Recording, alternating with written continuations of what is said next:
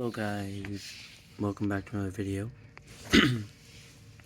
Today I'm going over a Google Doc I made. It's just random stuff I thought of and thought would be cool. So, here we go. So, hold on. This is a Google Doc. I don't know if you can see that, but yeah. So, most people's, the first thing is, I'm just going to go into list format. Sorry for being so close to you. Most people spend their whole lives trying to fit into the status quo or whatever, And instead of creating a personality and leaving their own mark on the world, we will. Oh, oh yeah, sorry. Most people spend their whole lives trying to fit in the status quo, or follow the leader, instead of creating their own personalities, leaving their own mark on the world, or leading instead of following. So, yeah, people need to learn to not do that, right? I try my best not to. I don't know if I do that, but I try. I look very tan, don't I? Sorry. Okay, so this is an idea for a product, kind of. It would not sell, probably. But, so a solar system model, where instead of it being a scale or just not to scale at all, you choose a spot on the solar system, say Earth, and then you everything scale of how you would see it on Earth. You know what I mean? Because it's just funny. So, that way it's still technically scale, but it's scale from vision, not from actuality. You know?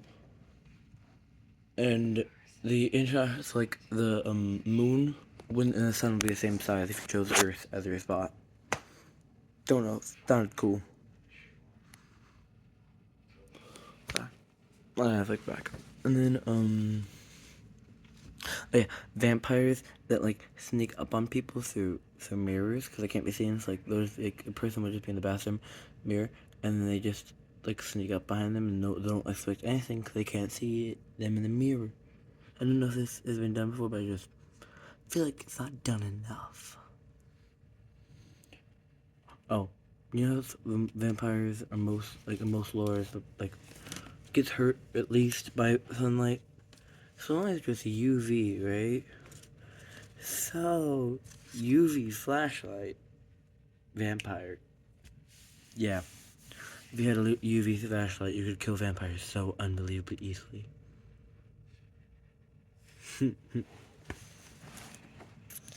Oh, the ability to trace and smell or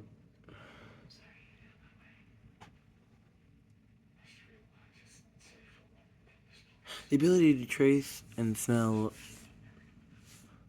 something and find out where it comes from. So, you can trace back where it came from. I misspelled it. It put texture and trace.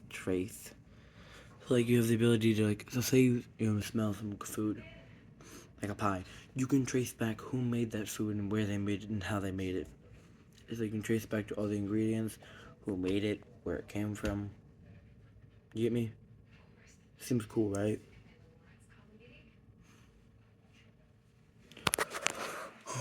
Give me a second. I'm cool, I'm back.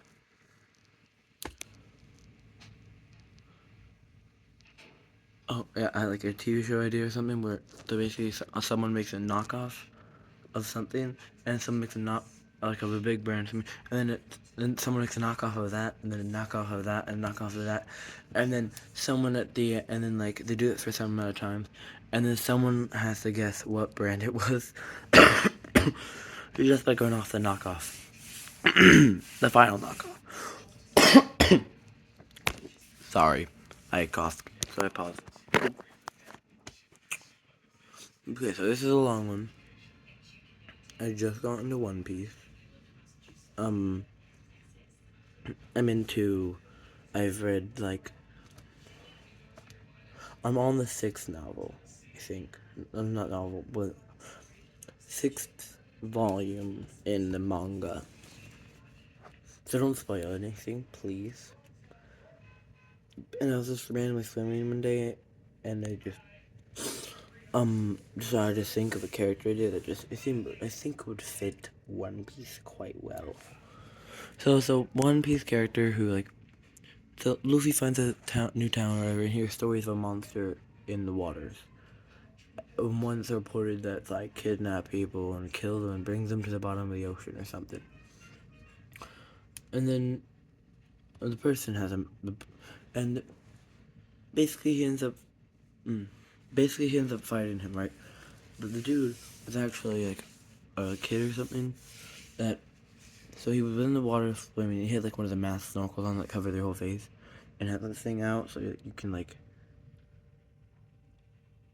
breathe slightly or like look under the water, right?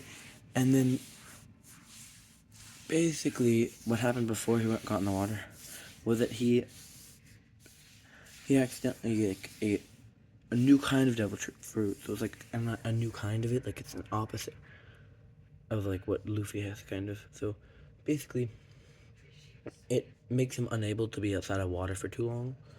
So like he can only be outside of water for a few hours before dying.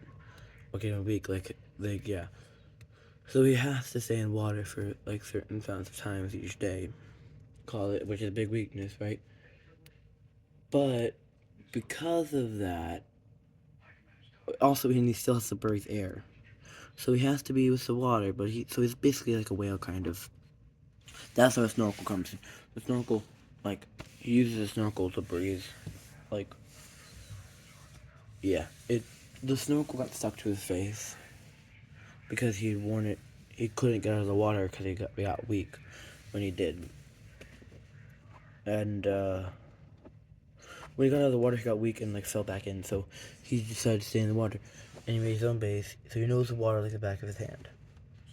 And because he spent so long there, his body like mutated kind of to where the snorkel is stuck on his face, so he can't take it off. You know, no water gets in or anything. I think that part fits because other things. And then Luffy decides to go see like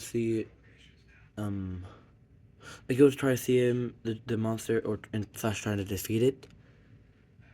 And eventually, because it took one of his crew members who went to swim in the water after like they had a big fight or something. That took one of the crew members.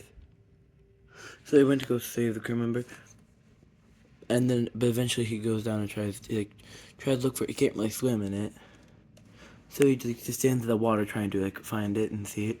Eventually, the monster pulls him into the water, causing him to be weak, and pulls him into the underground cave. And it turns out that didn't actually hurt the crew member, and was instead like healing him and whatever.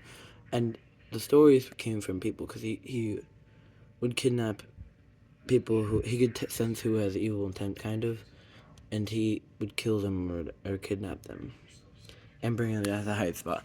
So that's where the stories came from.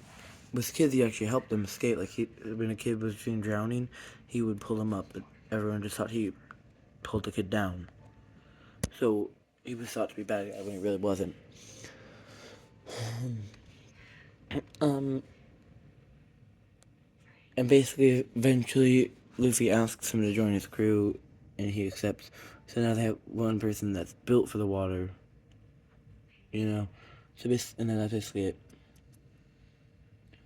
Also, it can be called it'd be called the Splash fruit, or something like that.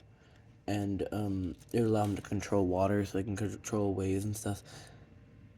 And I don't know if it's possible for him to be in the crew member because, like, as I said, I only started reading like not too long ago, so I don't know if like he has all his crew or not.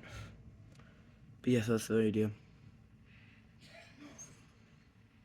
That's it. Bye.